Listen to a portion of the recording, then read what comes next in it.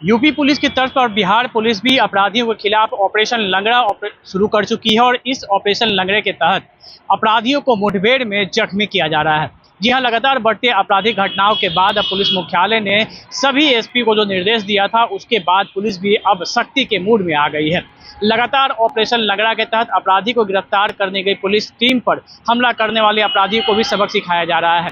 हालात यह है कि सिर्फ पटना में 48 घंटे के दौरान जहां 4 अपराधियों को मुठभेड़ के बाद गिरफ्तार किया गया है, वहीं अगर पिछले 48 घंटों की बात करें तो पूरे बिहार में करीब आधा दर्जन से ज़्यादा अपराधियों को ऑपरेशन लंगड़ा के तहत जख्मी करने के बाद पुलिस ने गिरफ्तार किया है।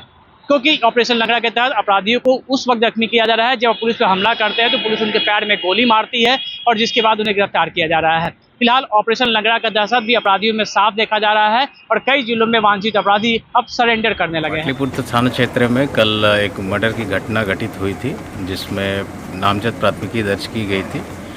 उस प्राथमिकी के नामजद अभियुक्त ईशू जो पाटलिपुत्र थाना का ही रहने वाला है, उसकी गिरफ्तारी के लिए एसएचओ पाटलिपुत्र अपनी टीम के साथ आए थे। बेटा में अभियुक्त की गिरफ्तारी हुई और रास्ते में ले जाने के क्रम में अभियुक्त ने शौचालय के लिए रुकने को कहा और शौचालय जाते समय वो भागने की कोशिश करने लगा, जिसके कारण थानाध्यक्ष को गोली चलानी पड़ी और उसमें पैर में गोली लगी है अभियुक्त को, जिसको इलाज के लिए निकटतम अस्पताल ले जाया गया है। यहाँ से बेहतर इलाज के लिए इसको रेफ़र किया जा रहा है। आगे की कार्रवाई और जो शेष अभियुक्त बचे हुए हैं उनकी गिरफ्तारी के लिए छापेमारी की जा रही है। ये सब पर हम लोग लगातार कार्रवाई करते आए हैं। चौथे महीना से रेड छापेमारी शुरू हुई है और काफ़ी सफलता मिली है।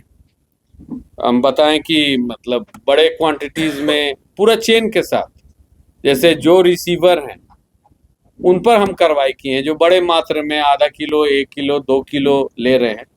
फिर उनका डिस्ट्रीब्यूशन नेटवर्क भी हम देख रहे हैं, जो सब रिटेलर्स हैं जो पुड़िया बना के फिर पेडलर्स को देते हैं, उन पर भी कार्रवाई हम लोग ने प्रारंभ किया है। और इसमें जनता का सहयोग भी चाहिए, इसलिए आपके मार्फत 2 नंबर देने चाहते थे जिनको शिकायत करनी है। यहाँ इस समस्या को देखते हुए पुलिस कंट्रोल रूम के दोनों नंबर हैं, वहाँ भी लोग इंटेलिजेंस दे सकते हैं, लिखवा सकते हैं। ये नंबर है, दोनों पटना का है 0612, एक है 22294318। रिपीट करूंगा 22294318, दूसरा है 2294 तो इन नंबर पर अगर किन्हीं को सूचना देना होगा तो जरूर बताएंगे। जो गैंग इन्वॉल्व हैं बड़े पैमाने पर, जो बड़े मात्रा में लाते हैं, वो काफ़ी सोफिस्टिकेटेड है। जो 2-3 बड़ी छापामारी हम लोग का किया गया है। मोतिहारी में 2, नवादा थाना अंतर्गत आरा में, जैसे आरा वाले जो व्यक्ति थे वो यूपी से लाते थे, तो यूपी में गाजीपुर के आसपास उनकी मोबाइल बंद हो जाती थी। फिर मोबाइल कब आते थे, एस्कॉर्ट रखते थे। एक गाड़ी पकड़ा गया तो जो रिसीवर है वो भाग जाएगा। परंतु जब छापामारी हुई हम लोग सक्सेसफुल थे। मेन आदमी तो नहीं पकड़ाया हुआ है, परंतु उनके यहाँ से डायरी मिली जिसमें 12 रिटेलर जिनको ये बेचते थे उनकी भी नाम आ गई। मसौड़ी के थे, धनरुआ के थे, जहानाबाद के थे, पोटही के थे। वो उनसे 100-200 ग्राम मात्रा में लेके पुड़िया बना के डिस्ट्रीब्यूट करते थे। इसी प्रकार से मोतिहारी में जो लोग पकड़े गए, एक व्यक्ति तो ऑनलाइन कैश ट्रांसफर किया मणिपुर 6 लाख।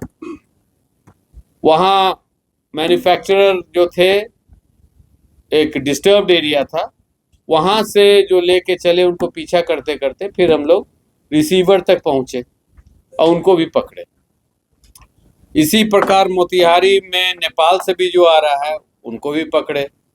एक रेड बोध गया तक ले गया, वो पुराना एक नक्सली संगठन का मेंबर था, वो अब इसमें शामिल हो गया था। अब वो ओपीएम का प्रोडक्ट्स, पॉपी प्रोडक्ट्स मोतिहारी तक पहुंचाता था।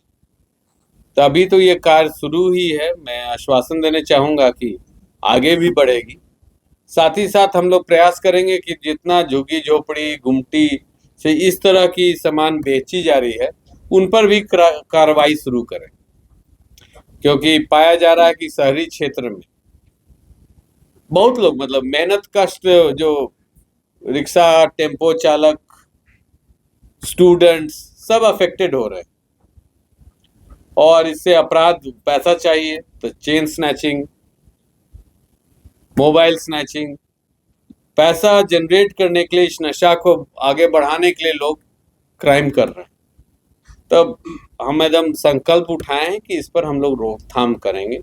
जिला पुलिस की भी जो कार्रवाई है आज भी मुख्यालय का आदेश है कि जितना हॉटस्पॉट्स हर थाना शहरी क्षेत्र में जहां उनको सूचना है कि इस तरह से मादक पदार्थ बिकती है या गुमती से वहां छापामारी करेंगे और पब्लिक से जो इंफॉर्मेशन आएगा उस पर भी कार्रवाई की जाए। इसको मुख्यालय स्तर से जब तक ये इकाई खड़ी नहीं हो जाती है इस पर फॉलोअप होगा। कैमरामैन ऋषिराज के साथ अमिताभ ओझा, पटना न्यूज़ 24।